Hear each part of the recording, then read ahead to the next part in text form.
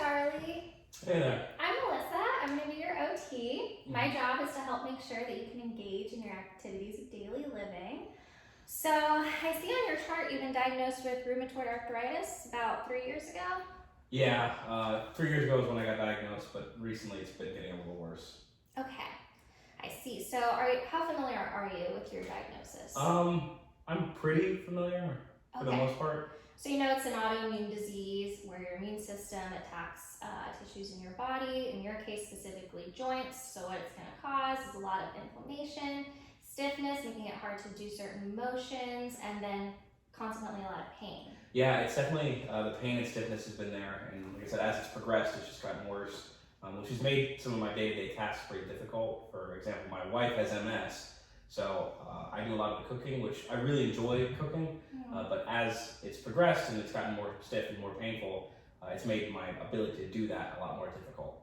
So cooking is a main thing you want to work on, right? Yeah, I'd really like to, just because, again, it's something that I have a lot of passion for, and I'd love to do that for my wife. It's just, a good bonding, good way to take care of her. So if I could gain some of that functionality back, or at least make the pain less, it would really, really benefit me.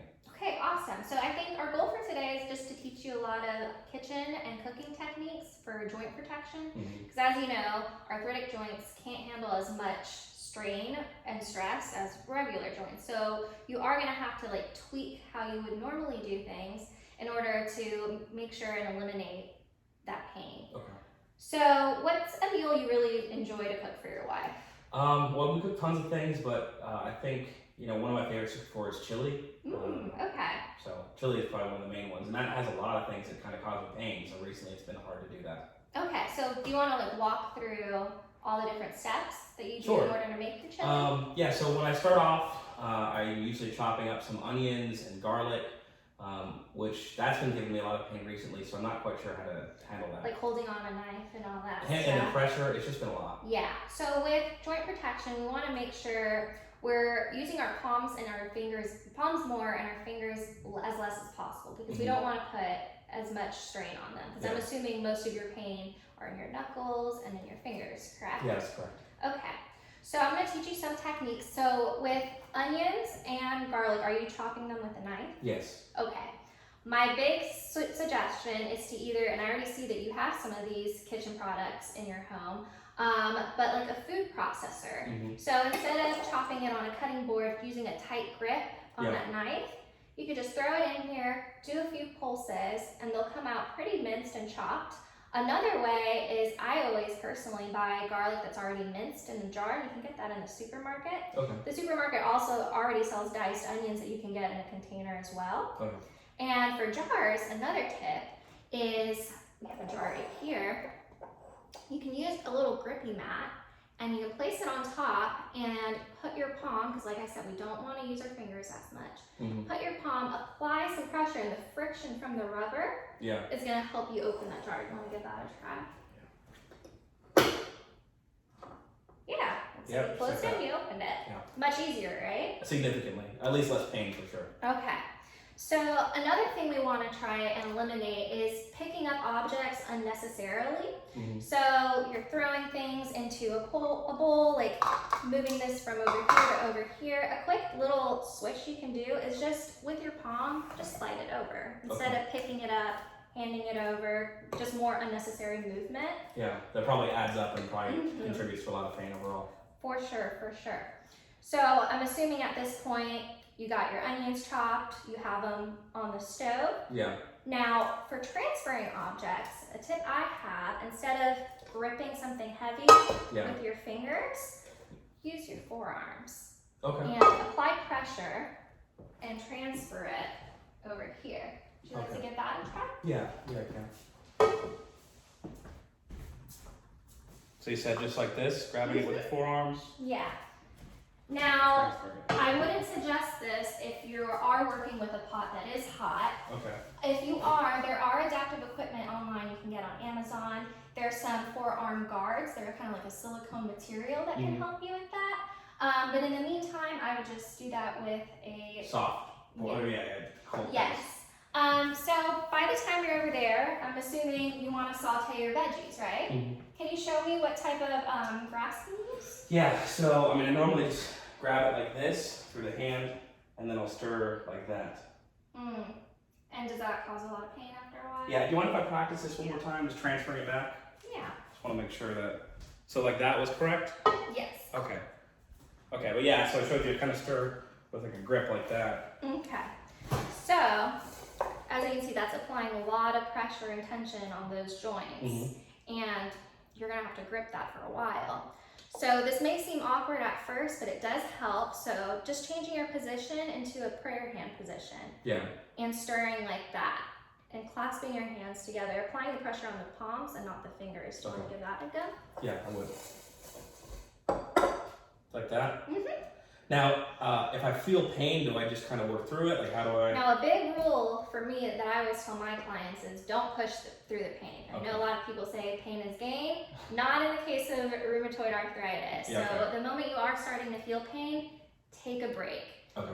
Even if it's on a hot stove, I suggest turning off the heat.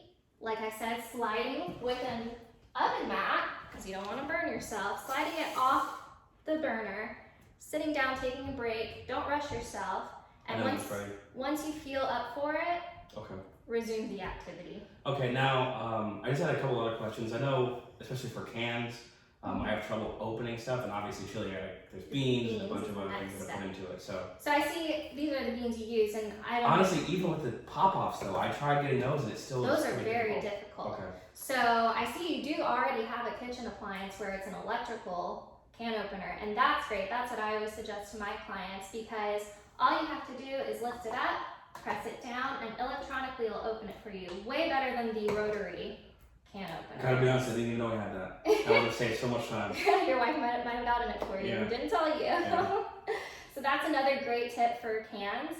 Again, just using equipment to help you out on your everyday life. Okay. And make little differences. I did have another question too about, usually I fill the pot at the sink, and I know you said to carry it with the forearm, but sometimes it's just a lot of weight even with that. And you can risk spilling. Is there a way to maybe avoid easier that? way is, while it's on, pretend it's on the stove right now. Okay. An easier way, instead of just like filling it up, with a cup, go to the sink, fill it up. You can also grasp it with both hands like this if you would like. Yeah. Try it, because I'm sure your thumb joints tend to give you a lot of issues. And then just slowly pour it in.